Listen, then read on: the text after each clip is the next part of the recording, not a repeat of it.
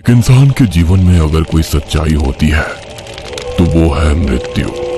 हिंदू रीति रिवाजों के अनुसार व्यक्ति की मृत्यु के बाद उसके पार्थिव शरीर का अंतिम संस्कार करके उसे पंच तत्वों में विलीन कर दिया जाता है ताकि उस आत्मा को मोक्ष मिल सके और वो आत्मा इस दुनिया में भटकती ना रहे। लेकिन फिर भी कुछ आत्माएं ऐसी होती हैं जो पंच तत्वों में विलीन होने के बाद भी मुक्त नहीं होती। इस दुनिया में सबकी मृत्यु का एक निर्धारित समय है। मृत्यु के बाद वही मोक्ष को प्राप्त कर सकता है जिसकी मृत्यु ईश्वर द्वारा निर्धारित की गई समयावधि में हो।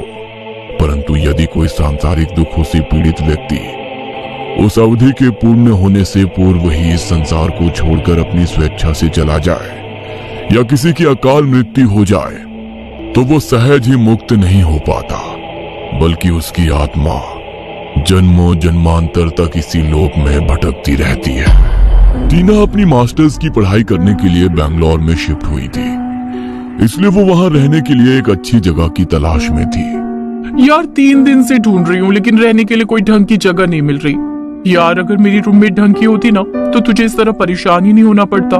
मैं तुझे अपने साथ रख लेती, पर कोई नहीं, मेरा एक दोस्त है, मैं उससे बात करती हूँ। उसका जरूर किसी डीलर से कोई ना कोई कांटेक्ट होगा। 3-4 दिन और बीत गए लेकिन टीना को रहने के लिए उसके बजट में कोई रूम नहीं मिला। तभी वृंदा के पास उसके फ्रेंड साहिल का कॉल आया। हेलो, कोई जगह मिली क्या तुझे? हाँ मिली तो है, लेकिन यार वो मोक्ष द्वार के पास है। एक बार अपनी दोस्त से पूछ ले, अगर वो रहने में कंफर्टेबल है तो मैं आगे बात करता हूँ। अच्छा ठीक है। वृंदा ने टीना को बताया कि साहिल को उसके लिए एक घर तो मिला है, लेकिन परेशानी ये है कि वो मोक्ष द्वार के पास है। मोक्ष द्वार? ये क्या है? अरे मोक्ष द्वार मतलब शमशान घाट जहाँ पर शवों का अंतिम संस्कार किया जाता है। क्या यार, ये कैसी जगह घर दिलवा रही है तू मुझे? तुझे तो पता है मुझे पहले इन सब चीजों से कितना डर लगता है। डर तो मुझे भी लगता है यार, लेकिन क्या करे, इस बजट में कहीं और घर मिलना बहुत मुश्किल है। लेकिन डिसीजन तेरा है, अगर तुझे ठीक लगे तो ही हाँ बोलना। ठीक का तो पता नहीं, लेकिन कोई ऑप्शन नहीं है। अब तो मैं तेरे साथ भी नहीं रह सकती, वरना तेरी वो रूममेट तुझे भी वहां नहीं रहने देगी। जो भी है डन कर दे। टीना के पास इसके सिवा और कोई चारा नहीं था, क्योंकि इतने दिनों तक अपने बजट में घर ढूंढने के बाद भी उसे घर नहीं मिल रहा था। इसलिए उसने सोच विचार कर इस डील को फाइनल कर दिया और अपना सामान लेकर उस घर में शिफ्ट हो गई। शिफ्टिंग में उसकी मदद करवाने के लिए वृंदा और साहिल भी उसके साथ गए थे। यहाँ मेरे साथ और कौन रहने वाला है? अब कोई नहीं, तुम अकेली ही हो। क्या? और नीचे वाली फ्लोर पर? अब नीचे भी कोई नहीं है, ये पूरा घर तुम्हारा है। तुम्हारे साथ किसी की शेयरिंग नहीं है, तो तुम आराम से रह सकती हो। क्या? मेरे साथ यहाँ और कोई नहीं है? तो मुझे ये घर इतने सस्ते में कैसे मिल गया? एक रूम के प्राइस में 2 फ्लोर का इतना बड़ा घर। अरे लोग अंधविश्वासी है, इसलिए इस मोक्ष द्वार की वजह से कोई यहाँ नहीं रहता। तुमने हाँ की तो लैंडलॉर्ड ने कम पैसों में हाँ कर दी ताकि कोई तो यहाँ रहे, बस और कुछ नहीं। अच्छा मुझे काम है तो मैं चलता हूँ। हाँ। साहिल वहां से चला गया और वृंदा भी टीना की शिफ्टिंग में मदद कराने के बाद वहां से जाने लगी। यार पहली बार इतने बड़े घर में ऐसे अकेली हूँ, डर लग रहा है। आज रात तू यहीं पर रुक जा प्लीज। सॉरी यार, लेकिन आज मैंने वंश के साथ मूवी नाइट प्लान की है, तो मुझे डायरेक्ट यहाँ से उसके फ्लैट जाना है। आई होप तू समझेगी, और डर मत, कुछ नहीं है। Okay take care. Vrinda Tina के सर पर अपना हाथ सहलाकर वहां से चली गई। घर में टीना की पहली रात थी और घर मोक्ष द्वार के पास था, तो ना चाहते हुए भी बार बार उसके मन में डरावने ख्याल आ रहे थे। तो अपना माइंड डाइवर्ट करने के लिए वो मूवी देखने लगी, लेकिन मूवी देखते देखते कब उसकी आंख लग गई उसे पता ही नहीं चला। टीवी ऑन था, वो हल्की नींद में आंखें बंद करके लेटी हुई थी।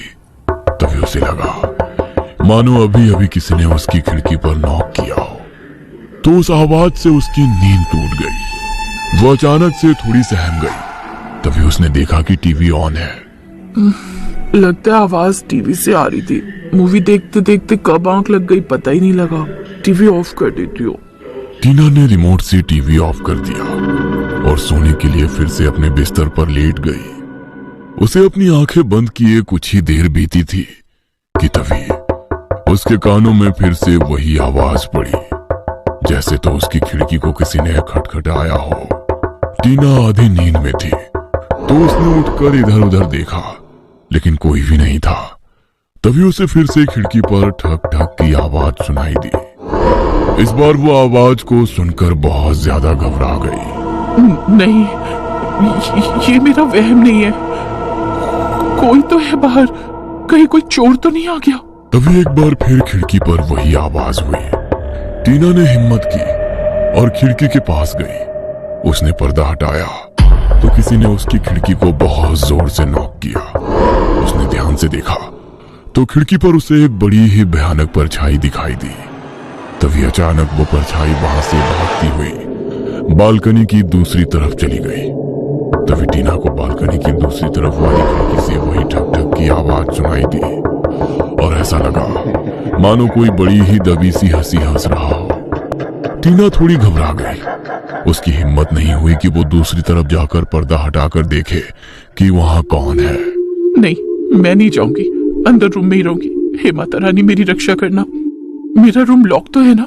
चेक करती हूँ। नहीं, पहले फोन में दुर्गा चालीसा लगाती हूँ। टीना ने अपने फोन में दुर्गा चालीसा लगाई और फोन को फुल वॉल्यूम पर कर दिया। उसने रूम के गेट पर चेक किया तो दरवाजा बंद था। उसने हिम्मत करके सब खिड़कियों को भी चेक किया तो वो भी बंद थी और अब खिड़की से उसे बालकनी में कोई खड़ा नजर नहीं आ रहा था। तो वो थोड़ी रिलैक्स हो गई और दुर्गा चालीसा सुनते हुए सो गई। जैसे तैसे उस घर में उसकी एक रात बीत गई। घर में उसके अगले दिन कुछ शांति से बीते, लेकिन कुछ दिन बाद फिर से खिड़की पर वो दस्तक होनी शुरू हो गई। यहाँ पर पहली रात को भी मेरे साथ यही हो रहा था और आज फिर से। ऐसे तो मैं यहाँ रह ही नहीं पाऊंगी। तभी टीना को अपनी बालकनी से किसी औरत के हंसने की आवाज सुनाई दी और ऐसा लगा कि कोई औरत अपनी पायलों की छन छन करती हुई उसकी बालकनी में चल रही हो। कुछ तो अजीब है यहाँ, कुछ तो अजीब है यहाँ। मुझे बहुत डर लग रहा है। धीरे धीरे करके बालकनी से आ रही किसी औरत के हंसने और पायलों की छन छन की आवाज बढ़ने लगी। टीना ने आज फिर से अपने फोन में दुर्गा चालीसा लगाई और उठकर खिड़की की तरफ बढ़ी। उसने देखा तो बाहर कोई नहीं था, इसलिए उसके अंदर थोड़ी हिम्मत आ गई और उसने खिड़की खोलकर बाहर की तरफ झांका तो वहां उसे कोई नहीं दिखा। वो निश्चिंत होकर खिड़की बंद कर ही रही थी कि तभी उसका फोन स्विच ऑफ हो गया और फोन में चल रही दुर्गा चालीसा भी बंद हो गई।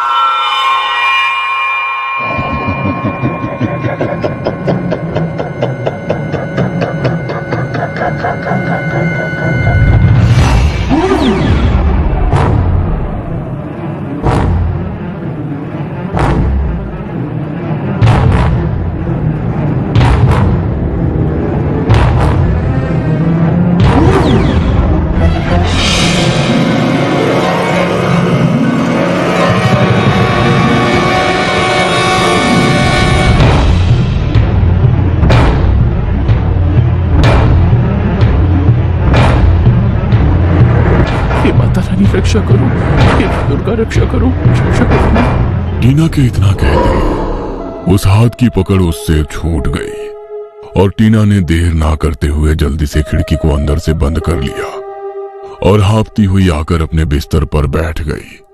वो अपने होश में नहीं थी। डर के मारे उसका पूरा शरीर बुरी तरह पसीने से भीग चुका था। वो ये समझ ही नहीं पा रही थी कि अभी अभी उसके साथ ये क्या हुआ। अब मैं और एक दिन भी यहाँ नहीं रहूंगी, चाहे मास्टर छोड़कर वापस घर जाना पड़े, लेकिन यहाँ नहीं रहूंगी। टीना इस हद तक डर चुकी थी कि उसने अगले दिन कॉलेज पहुंचते ही ये बात वृंदा को बताई तो वृंदा ने उसकी बात को हंसी में टाल दिया।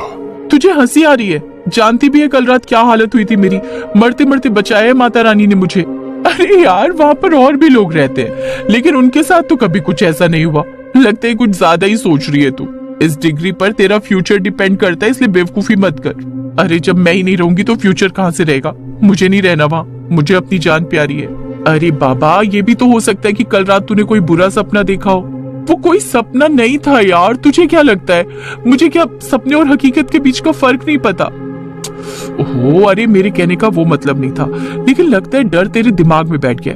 एक काम करते हैं, पंडित जी से बात करके घर में हवन करा लेते हैं, तो तेरे मन में जो भी डर है वो भी खत्म हो जाएगा। और कुछ ऐसा वैसा हुआ तो उसका भी हमारे पंडित जी इलाज कर देंगे। और अब फर्स्ट सेमेस्टर के एग्जाम शुरू होने वाले, तो उस पर ध्यान दे। मैं आज ही पंडित जी से बात करती हूँ। ठीक है, लेकिन जब तक घर में हवन नहीं हो जाता मैं वहां पर नहीं रुकूंगी। अच्छा ठीक है, आज रात तुम मेरे साथ रुक जाना। वैसे भी मेरी रूममेट 2-3 दिन के लिए अपने घर गई है। आज रात टीना वृंदा के पास रुक गई।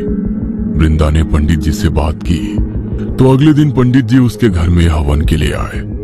वृंदा भी हवन के लिए टीना के साथ ही थी। पंडित जी ने पूरे विधि विधान से अच्छी तरह से घर में हवन किया और पूरे घर में गंगा जल का छिड़काव किया। हवन का धुआं घर के कोने कोने में फैल गया और पंडित जी ने पूरे घर का शुद्धिकरण कर दिया। डरने की कोई बात नहीं है बेटा, पास में मोक्ष द्वार है, तो कभी कभार आत्माएं भटकती हुई तुम्हें दिख सकती हैं, लेकिन उनके डर को अपने ऊपर हावी मत होने दो। वो बस 2 लोगों के बीच फंस कर रह गई है। वो खुद परेशान है, इसलिए दूसरों को भी परेशान करती है। लेकिन तुम चिंता मत करो, मैंने पूरे घर को शुद्ध कर दिया है, तो अब ऐसा कुछ नहीं होगा। बस एक बात याद रखना कि रात के समय घर से बाहर मत निकलना, मतलब कि अपनी बालकनी में या छत पर मत जाना।